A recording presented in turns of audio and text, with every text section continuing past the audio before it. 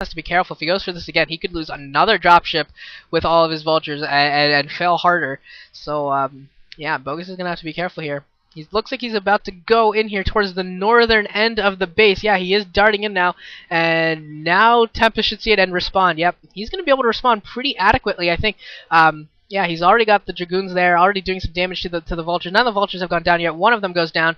And, yeah, most of the mines have gone down, but there's a couple Vultures. They're going to get a couple kills again. Looks like they got two kills? 2 probe kills, yeah, but it's just not worth it.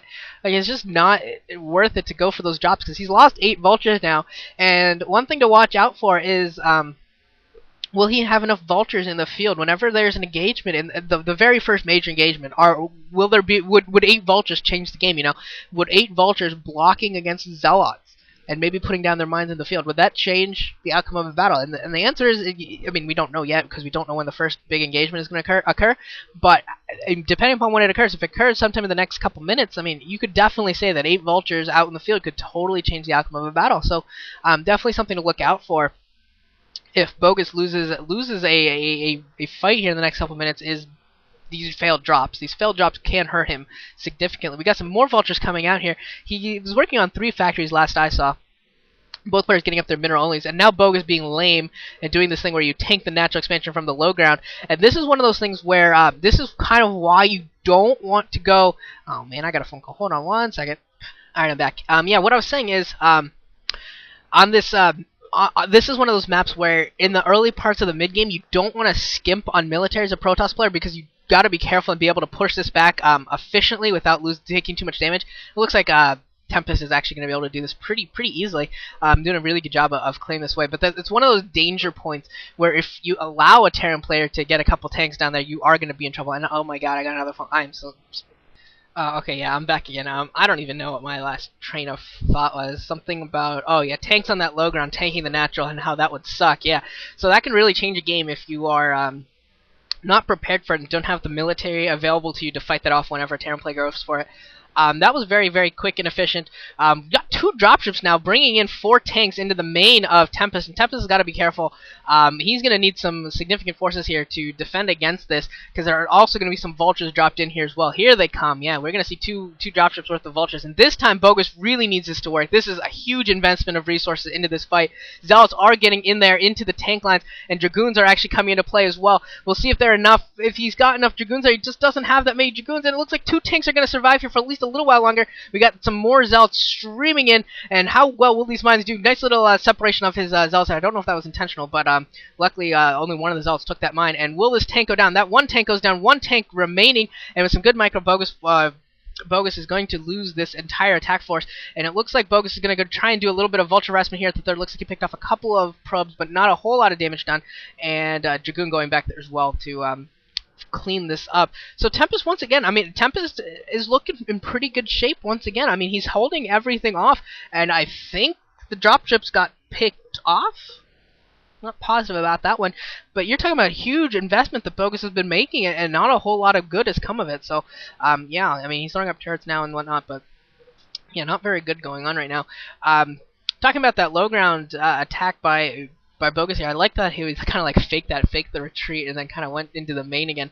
It's a good idea, unfortunately just didn't work. Only 1 machine shop, looks like a second one's going down right now, so low on the tank count right now, protecting against Arbiters with all these mines. Free versus Light was another game where Free took care of Light's attack on that low ground very efficiently and beautifully, and just took such a huge advantage in the game and just rode that to victory. Very impressive. Free versus Light, if you haven't seen that on this map, very impressive game for Free. So check that out. And we're just having some little engagements here. Dragoon engaging 4 vultures, and his buddies, his friends, coming in to play to help defend him and save his life, his poor life, which is now in the red. And Bogus allowing that vulture to die. Great. Yeah.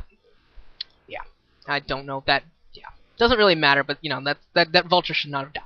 you know, just one of those little things. That vulture should not have died. That should have been retreated, or at least gone in there and gotten the scout off to see, you know, you can at least see if there's, say, maybe High Templars being mixed in yet, something like that. Like, just that little extra tiny piece of scouting information can actually make a big deal that, you know, like a guy like Flash would have darted.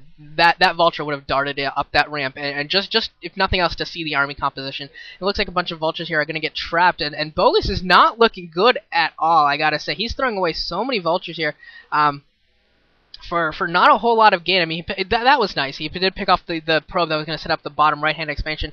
And Tempest, I mean, honestly, I'm kind of confused by Tempest strategy as well. He went for that mineral only, which to me means that he's going to be going for a mid-game push, and it looks like maybe here it comes.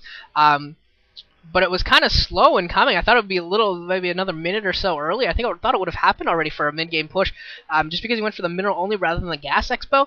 If you wanted to go play for a longer game, if you wanted to you know, go heavy arbiters and things like that, like, he should have taken the gas expansion at the bottom right earlier rather than the mineral only and taking the mineral only later. But, you know, that's just my impression of things. If you're going to play a longer macro game, take your gas expansions as fast as possible, and try to play it that way.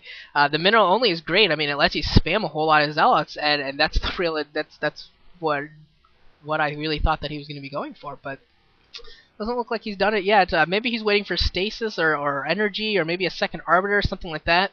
But yeah, he's not really pressing the issue at all here, and not really taking advantage of Bogus' early mistakes, because Tempest has won every engagement so far, and it looks like Bogus is actually going to get his command center up there at the top left and get his third guess just as fast as Tempest, and that is not good for Tempest. Like, I cannot believe that Tempest is allowing this to happen. He's taken virtually no damage this entire game, and yet somehow he's it almost feels like Tempest is behind, even though he hasn't taken any damage. I don't understand this.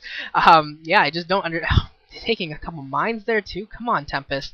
This is not good. This is not that good of Protoss play. I'm not very happy with this play right now. Yeah, getting kind of frustrated actually as to what he's trying to do here. I mean, he's moving his forces to the northern end of the map, maybe going for an attack at the top left or something like that. We got a lot of mines there. We got some turrets that are starting to go up. Got some tanks up there, and Bogus, I don't think, sees this coming, even though he should. Okay, there's a scan going off, so now he knows this is coming and can really put a lot of forces to this area, and he should be able to defend this because it's a ramp, and it looks like Tempest is trying to force his way up the ramp. Here comes the Arbiter. Let's see if it's going to do a recall, and it is going to be a stasis on the ramp. There we go. Stasis on the ramp, and a whole lot of Protoss forces forcing their way up. Some nice mine drags going on there. Oh, actually, that mine was not very good, catching a ton of zealots. And these tanks on the low ground are actually going to do a surprisingly large amount of damage. Watch how effective these tanks on the low ground actually are. If he can keep that command center alive, Bogus will be in good shape. D-Matrix on one of the tanks, which is going to keep it alive, and I think that command center is going to make it. That command center should be able to make it. There's just too many tanks on the low ground. Tempest looks like he might be darting and trying to charge. No, not going to charge and try and force it down. But yeah, both players losing a lot of forces there, but Tempest was able to force his way up there and take down that base. We'll see if Bogus is able to do some counter damage with these vultures. Looks like he's trying to